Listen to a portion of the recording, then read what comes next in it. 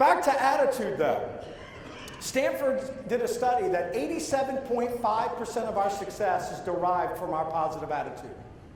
12.5% is from the people that we know and the education that we get.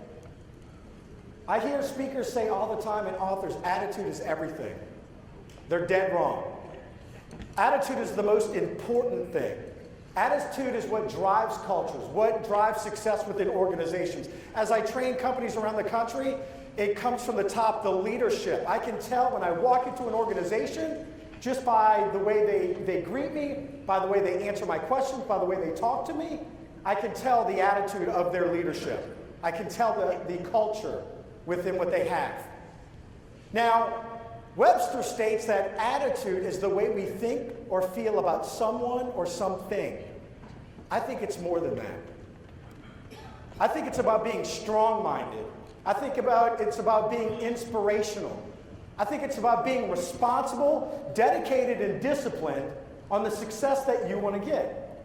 But have you ever noticed on our way to success, whatever success that we're looking for, or whatever success that we're trying to drive within our organizations, that somewhere along the way we have negative events, negative circumstances, challenges, setbacks.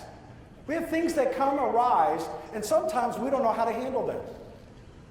But the number one definition, I think, or the number one trait from a positive attitude is the way we respond to things.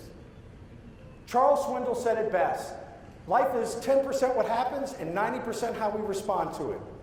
And I'll give you the best example. I live in Covington, Louisiana, right across the lake. At the time, I lived in Mandeville. We just moved. But if you are familiar with that area, there is a little McDonald's right there on Highway 22. And every single morning, well, let me ask you this. Who are my coffee drinkers in here? Give me a high raise of hands. Come on. Got to have your coffee before you even breathe in the morning, huh? I used to stop at my Starbucks, and then my wife stopped me. We have a 3-year-old. And she told me no more $5 lattes, that's diaper money, all right? So I had to go back to McDonald's, which is my favorite. But I'll tell you, this one particular morning I had to stop. I stopped at McDonald's to grab my coffee, and I'm so glad that I did. As I pulled up, there was about 10 cars in line. And when I pulled up, I was like, you know what, I'm kind of in a rush a little bit. I'm just going to park and go in. So this one particular morning I did that. As I walked in, I'm so glad that I did. There was a lady opening the door saying, thank you for coming. Glad that you came.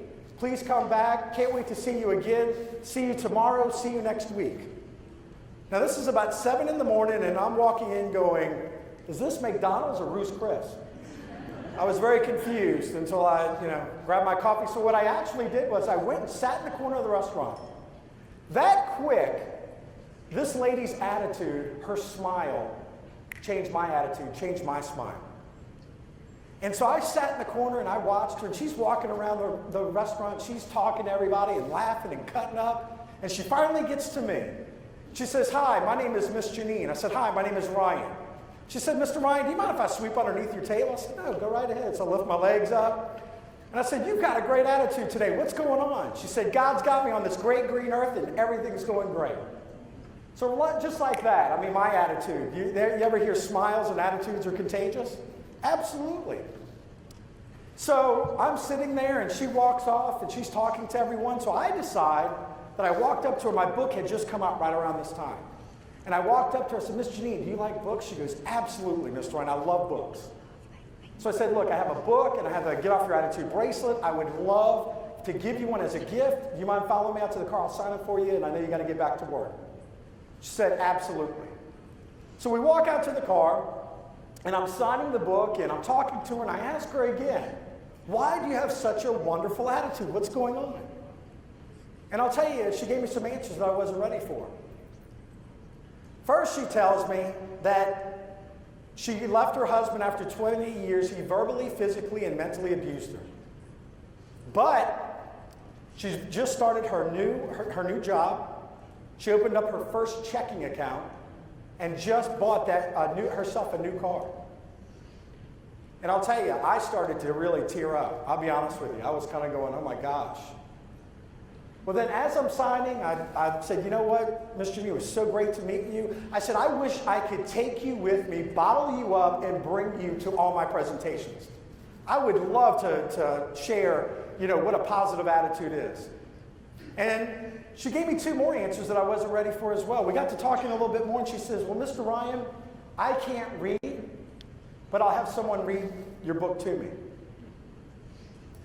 Then she tells me that she lives in the car that she just bought. Could you imagine living in your car? I know that I couldn't. See, I share that story with you because that is what a positive attitude is about. It's about taking what life throws at you and responding with a positive manner, right? How many of you, and please don't point, but you work with someone and they stub their toe and they've got to talk about it for 3 hours when they get to the office, right? But knowing her or meeting her, I would have never known what she was going through. I would have never known what that's about. And let me tell you, that is what a professional, positive attitude is.